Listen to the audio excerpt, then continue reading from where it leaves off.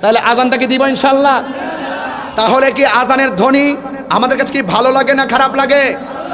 কে ওই শুনানো মুরে আজানের ধ্বনি মর্মে মর্মে সেই সুর ভাজিল কি সমধুর, আকুল হইল প্রাণ নাছিল দমনি, কি যে মধুর আজানের সমুদ্র ধ্বনি। কথা বলেন ঠিক কিনা বলেন? আজান কাহারও বিরক্তির কারণ হতে পারে না। আজান যদি কাহারও বিরক্তির কারণ হয়, বাংলাদেশে থাকার অধিকার তার না।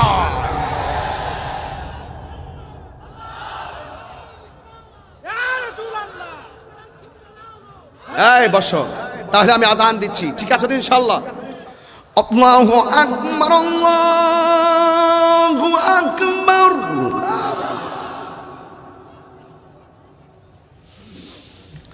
আল্লাহু আকবার, আল্লাহু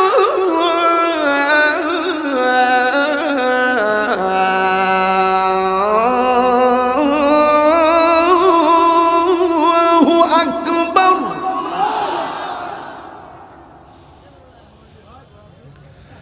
আশহাদু আল্লা ইলাহা ইল্লাল্লাহ।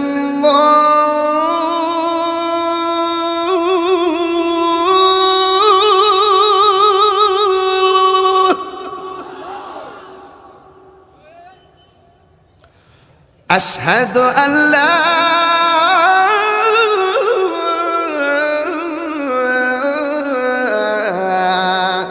ইলাহা ইল্লাল্লাহ।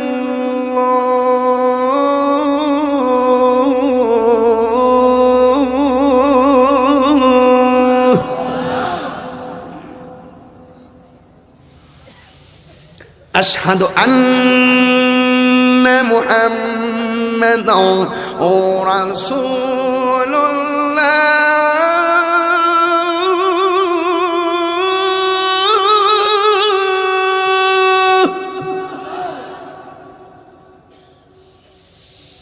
আশহাদু আন্না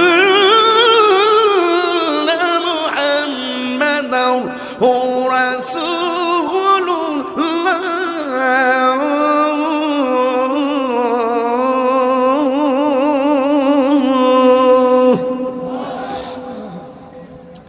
আপনারা মাগরিবের পর থেকে এই পর্যন্ত বসে আছেন, যে আওয়াজটা এখনো করেন নাই এই আওয়াজটা এখন করবেন।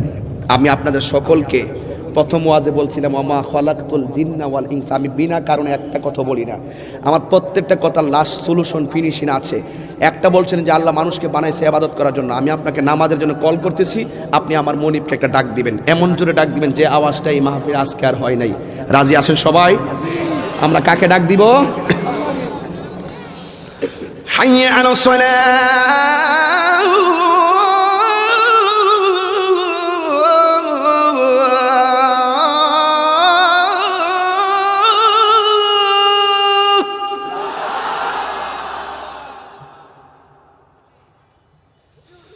হাইয়া আলাস সালাহ।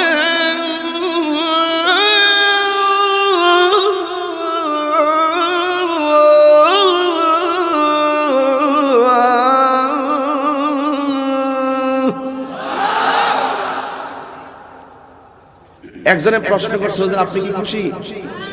আমি বলবো আমি খুশি হওয়ার কিছু নাই, আমি আমার আল্লাহকে খুশি করতে চাই। তুমি আল্লাহকে খুশি করতে কথা বলো, তুমি কোন বক্তার মনোরঞ্জনকে গ্রহণ করে তার মনকে খুশি করতে কথা বলবা না। আমরা যাই শুনবো তাহিরের চেহারা নয়, তাহিরের মুখ দিয়ে যা বলবে এই কথা যদি কুরআন সুন্নাহ সম্মত হয়, তুমি আল্লাহকে রাজি করতে খুশি করতে গিয়ে ওই কথা মানতেই হবে, মানতেই হবে, মানতেই হবে। কথা বলেন ঠিক?